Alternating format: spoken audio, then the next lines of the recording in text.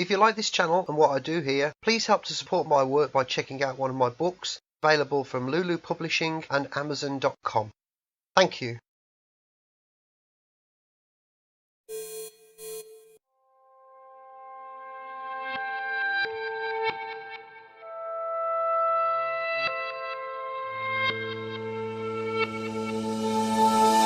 Hi folks, Carl James here from Electric Media Madness. I'm joined by Dan Ryan. How you doing, mate? Good. This is our Christmas video, our Christmas special rewatchable. It's not really a rewatchable as such, in the respect that we normally watch things that are pretty damn amazing, or at least mildly competent. Yeah. Because we've done something different. We're recording this video in November because we're not sure how things are going to play out yet for certain things. So we just thought we'd get ahead of the game a little bit and record this one now. We talked about how we were going to do this, whether we were going to choose lots of different things and all that kind of thing. And we talked about all kinds of different ways. We talked about doing a Winter Wonderland one and doing sci-fi episodes that were set on snow planets and stuff like that and everything. But I can't even remember how this came up. But I thought, why not try something a bit shit? Watch something a bit shit. So we did. We did. With Santa Claus Conquers The Martians.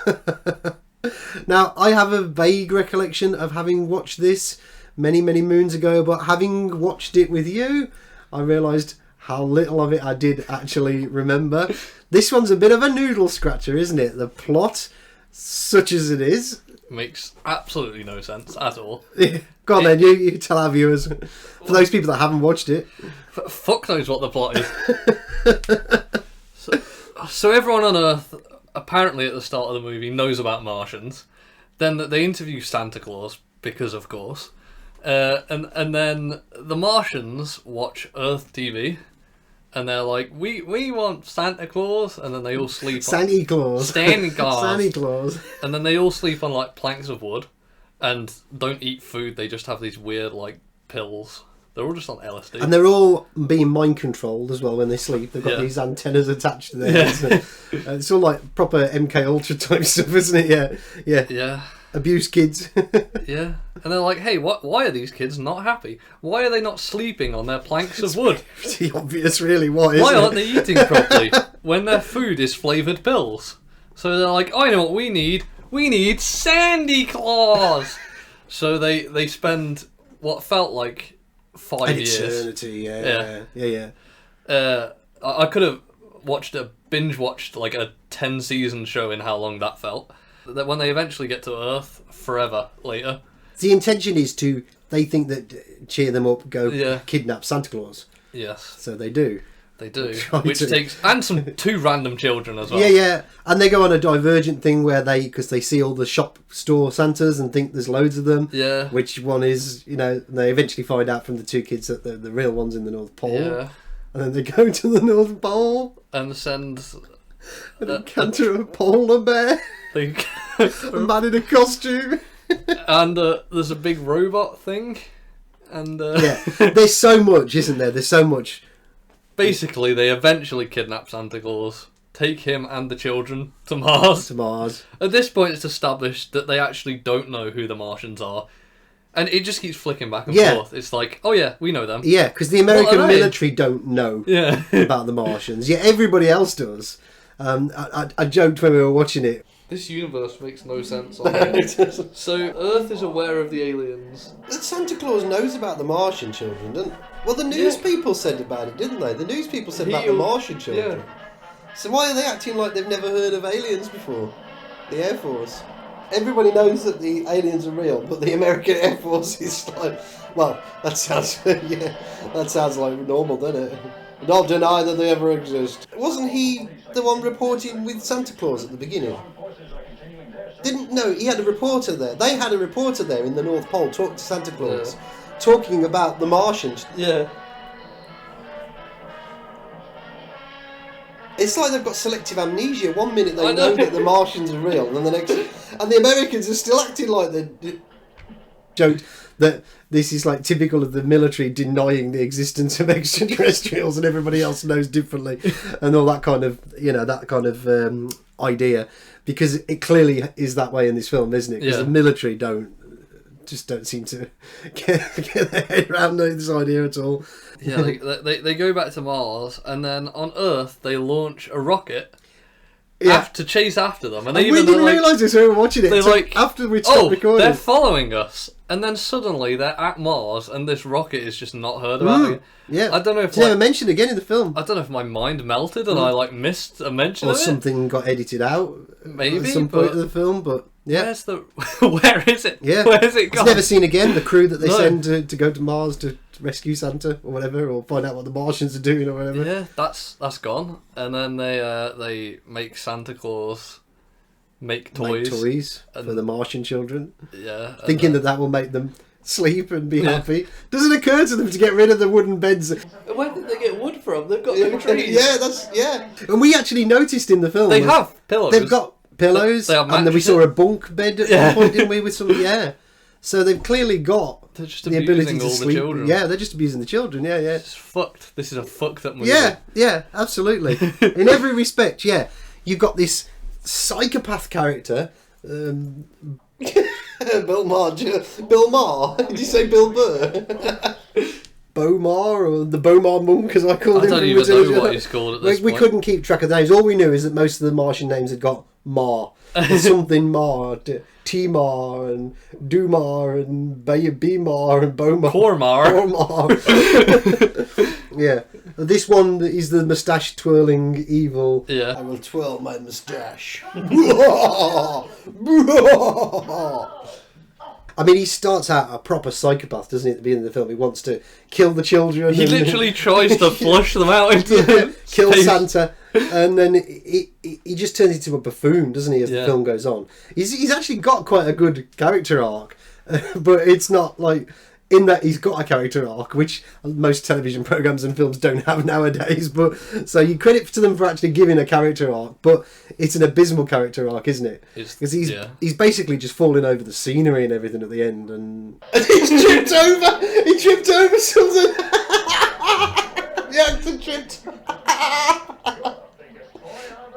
Yeah, it's like Home Alone, but like if you remove all the good bits from it. And there's just loads... Home Alone on Mars. If like, his whole family came home and then just started throwing toys at the thieves. Yeah. That's this movie at the end. It would be, yeah. Because he decides to... he goes in a sub with the kidnapped Santa, but it turns out it's not Santa. It's clearly... a Martian. What's his name? Idiot Man. Idiot Man, Pogo or whatever his name is... I can't really... She just watched it. I can't even remember the names of the literally less than an hour ago we finished watching it. Droppo. Was it? Droppo. I don't know. Something like that, yeah. If you say so. Droppo. Oh, damn your Droppo. And, he dresses up as Santa Claus because he wants to be Santa Claus. And they're right in front of him, aren't they? Talking to him like this. He's literally closer than that. And he's got his green face and everything. Shit on his head. But they think he's Santa Claus. He's not real, obviously. They damage the machine, but then when they go back, their plan is to destroy the machine. Yeah, they sabotage the machine, and he comes back, they're like, what are your demands? He's like, destroy the machine! Destroy the machine that makes the toys. But they had the opportunity to destroy it, didn't they? That's this film. That's this film. It's totally nonsensical. It's fucking it just lurches all over the place. It's They rescue Droppo in the end anyway, don't they? Yeah. And everything's all good at the end. And then they realise, we could have just had our own Santa Claus. Which was Droppo. Yeah. All along. Yeah. So they keep him in his Santa costume, and they're Santa all just home. Laughing inappropriately, like the end of sitcom episodes that you used to see in the 1980s, where it would.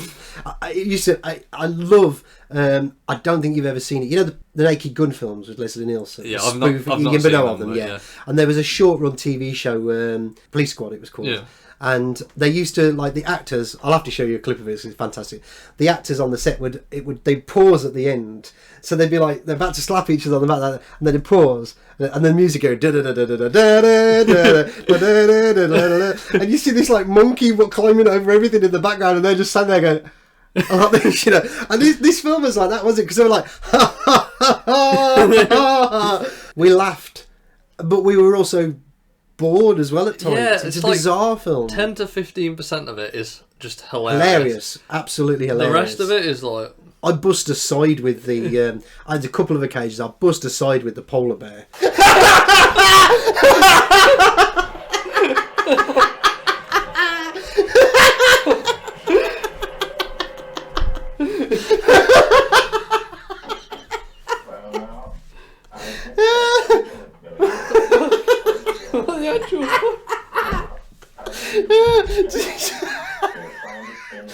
I just could not stop laughing.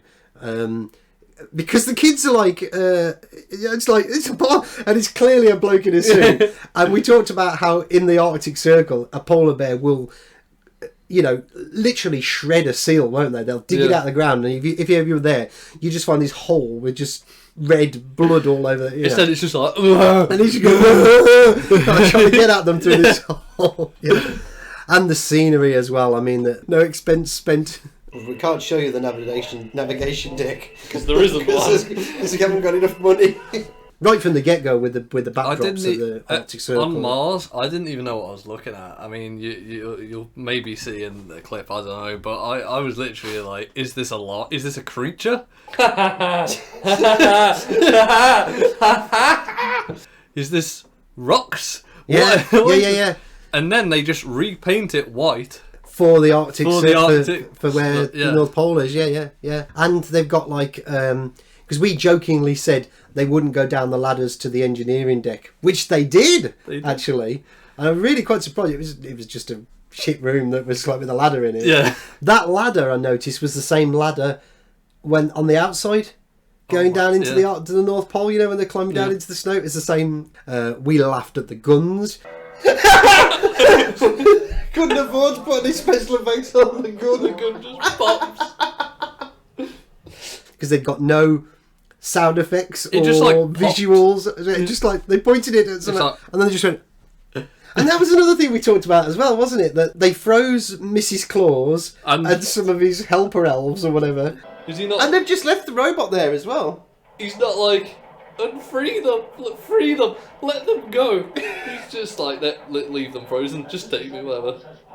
And then just leave them. Then they just left them there. And Santa's like, okay, I'll come with you. Mrs. Claus hasn't been this quiet in a while. Long time, yeah. I think they kind of alluded to the fact that he might be missing things. He did look a bit pissed off at one point, Santa Claus didn't he? He was like, pressing the button, started, I'm bored of this. The toy shop, this is a shame. Yeah.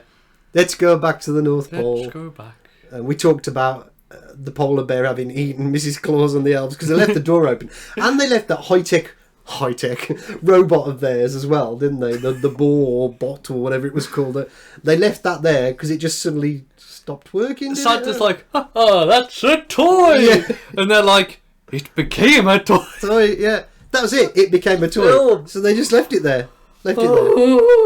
Yeah. Droppo was going to be the new Santa and they were going to send Santa Claus and the two kids home again. Yeah. We talked about whether this film... I'm going to have to do a little bit more research and try and find out whether this film was a tax write-off or something like that.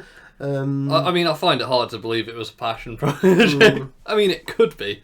Yeah, but I doubt it. I've got it crops up a lot in my books, my research books, science fiction things and things like that. But very little is actually said about it. It just says that it's one of those. It's probably because there's not really that much to say about it. And we know a lot. We can research the actors and the producers and the directors that are involved in it. I should really have done that before we did this. I did have a brief look, and the director has made not much else. Right. I think only one other thing. And it is also about Mars. Right. I think it might have even been called Mars or something like that. But the rest of them aren't available, really. There are several of these, and I don't know if they were made by the same studios. There are several of these from around the time period. There's one which famously was reviewed by Red Letter Media, where they did one which it got Merlin in it, and it had got this eyeglass and a mouth. And is that a new thing that was on Netflix? No, this was from like 50s, 60s, this one was. I was thinking of A Night Before Christmas, and it's like some night of the round table gets transported. I know the one you were talking about that. Yeah, no, it's not that one, but I know the one you mean, yeah. And it's got this crazy... the children all over the world. I mean, it's racial stereotyping in a terrible, terrible way in that film. But yeah, the way they've dressed up all these kids from different countries all over there, it's really, really bad. from that time period. So yeah, I'd imagine there must have been an audience for it. It's clearly a B movie. It's clearly from that era of the cheap, schlocky science fiction, and for some reason they cashed in and put Santa Claus in it. I don't know whether I want to dare to call it a gem, but it's definitely cinematic masterpiece. It's an absolute triumph. It's an absolute fucking triumph. But it's one of those that bad that it's good, in the respect that you can look at things. How well it bears up under multiple reviewings, I don't know. I'm never watching that laugh at same again, but certainly, we really laughed at the things. But like we say, then we just kind of just chilled back and we were just kind of watching it. It goes from being hilarious to just really boring. Yeah. And a lot of it was nonsensical, trying to make sense of why this was happening. Surely it can't be this hard to find them. It's took them so long. Well, there's nobody living there, is there, apart from him, so... Can't they just fly above and go, oh, lights? Well, they did. Yeah. They had it on the scope, didn't they? And they said, there's Santa's workshop. Why didn't they just land next to it? There was a couple of bits where we noticed the Bomar chap tripped over something on the scenery when he was trying to go through looking all evil at one point. You can see the shadow on the back wall. Yeah. The sets are awful. We saw the shadows of one bit with the light bulb where he tries to screw it in, and he couldn't screw it in. Yeah. So he took it out again. Had a look. It's very much like what the children are having done to them in the film, where they're having their brain messed with. Yeah.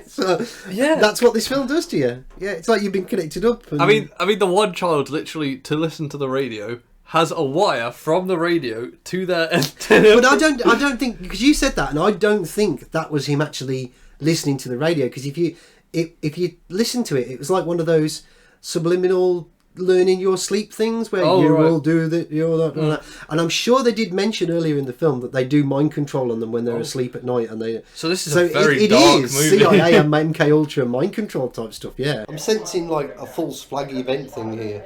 So they've really got mattresses for the kids, but they make them sleep on the wood so that they don't sleep. Then they can blame Santa Claus.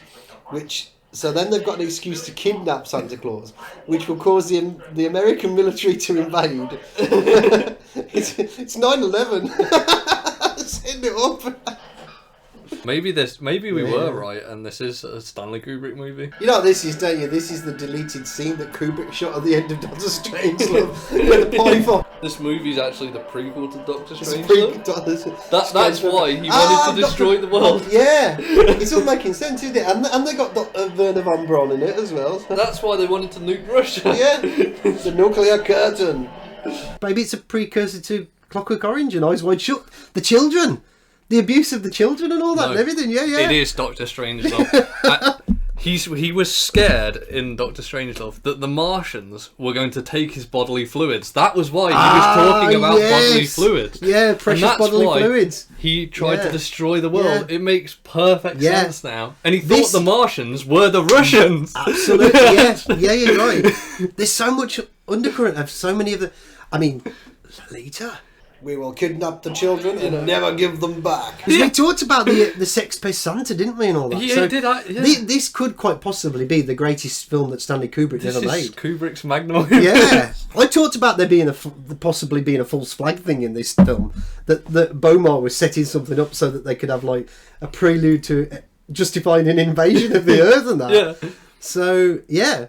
All bets are off now. I mean, this is all the things that we've cracked the cipher of Santa Claus Conquers the Martians. That this is Kubrick talking about all the stuff that I research. You know, it's yeah. That's what this film is. I'm going to have to research this film for my new book now. I am. I'm going to have to do a lot more research. This film is the new. The whole book will need to be about this film. Yeah. Santa Claus Conquers the Martians. And the global agenda. Yeah. So, I don't know. I mean, there really isn't a great deal to say, is there? It's just... Nah, there is. Short and sweet, but... This film is bullshit, right? This title is bullshit. I wanted Santa Claus fighting the Martian. It's called He Conquers Them, not with his heart, with a gun. I wanted Santa Claus to massacre the Martians. The Santa bot from Futurama. That's what you want. You want the, But they talk about that at the end, don't they? End the dictatorship. Like the create the dictatorship. End it all. Free those children. Free them from the tyranny. This is appropriate with the way the world is going. But the spiel at the end of the film was the power of the spirit of Christmas and all this, wasn't it? Really, that was the spirit of Christmas wins over at the end of the day. Do you think, just to I'll go slightly off topic, just off for a second, when I say this to people, they go sacrilege, because there's certain films that I say are either unintentionally or intentionally that bad, but they're really good for it. Now, I put be prepared, internet, because you're probably not going to like me saying this, but Big Trouble in Little China, I put that in that category. But I believe very much that film was intentionally made to be as bad as it, nonsensical. But it turned out to be a masterpiece. It's brilliant. It's one of, for me, behind They Live, it's one of John Carpenter's best films, And then Flash Gordon is another one. Raise the lightning shield. Now, could you argue that one is probably because it's more unintentionally bad, that they were trying to make it good, but it was not that they didn't... I don't think they intended that. Exactly, I think that as well with Flash Gordon, Big Trouble with Little China, they did. Definitely, yeah. But Flash Gordon is one of those... But I wonder with Flash Gordon were they intentionally trying to be funny with it? Unintentionally bad, but intentionally trying to be camp. I don't know. Because the sentimentalities are... Certainly with Brian Blessed, I mean, he plays that really camp through the film. I don't know whether they're trying to do it serious or not. Right. I couldn't tell with it. Some bits, yes, but some bits, no. Yeah. So where do we sit with Santa Claus Conquers the Martians then in that regard? Do we think it's just because it's just so cheap, so bad, acting so bad? I think so. It could be, or it could be it's a Kubrick masterpiece. It transcends cinema. Yeah. It's a Kubrickian masterpiece. Yeah. The best one. Yeah. The best Kubrick film. Yeah. I mean, probably wouldn't say that if we watched it again, remembering how bored we were. But then there are long stretches of Kubrick films that are like that. They go on forever. I mean, most of them are quite long. And can you imagine Droppo inside the Discovery pod going through the Stargate at the end of 2001? I'd take that. I'd take that. Do that, please. Or a Shining one, going through the maze. Red rum. Red rum. Red rum. Red rum. Got the snow in it as well. That's a good mashup, that is. She's getting chased by Droppo, or Bobar, the nutcase, the robot, or the robot. Yeah, I don't know if there's anything else you want to say, but I kind of think we should leave our nice little Christmas thing. It's only a dip in this year. We're not going full into the deep depths this time. So next, Christmas with Dennis. Christmas with Dennis. That's another Red Letter Media reference. And I'm sure people will say that we've been inspired a little bit by Red Letter Media for the way we've done this video, but it's just happened that we were watching it anyway, so we just thought we'll stick the camera on. And... I mean, we felt that we may not be able to fully convey how we felt about it, talking about it afterwards. He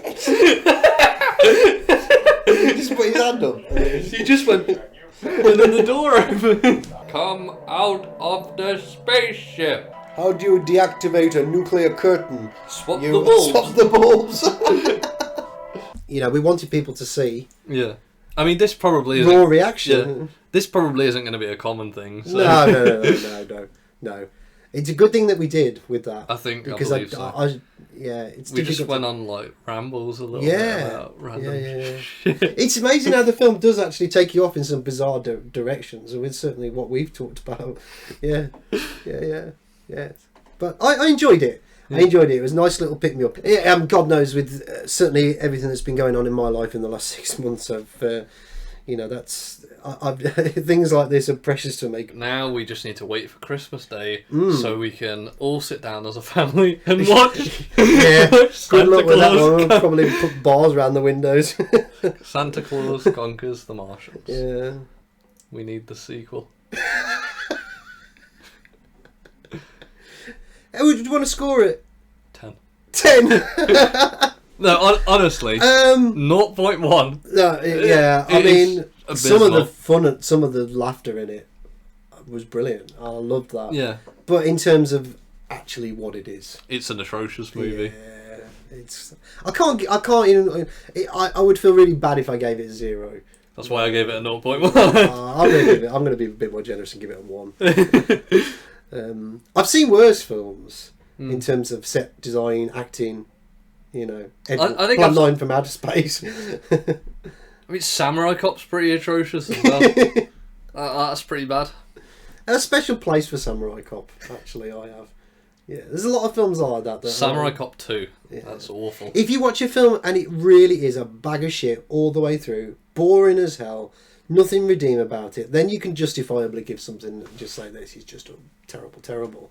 A lot of the stuff that we covered on this channel with the state of television nowadays, you know, that's terrible for a different reason, because it's crap bashing you over the head and destroying your mind and trying to suck your soul out through your ears. But this is, you know, if it makes me laugh, that can't be a bad thing. Yeah. That can't be a bad thing. Yeah, and it's certainly a 1 hour, you know, an hour and a half, hour and 20 minutes, whatever it was. That I enjoyed it. I enjoyed it. I'd never watch it again. No.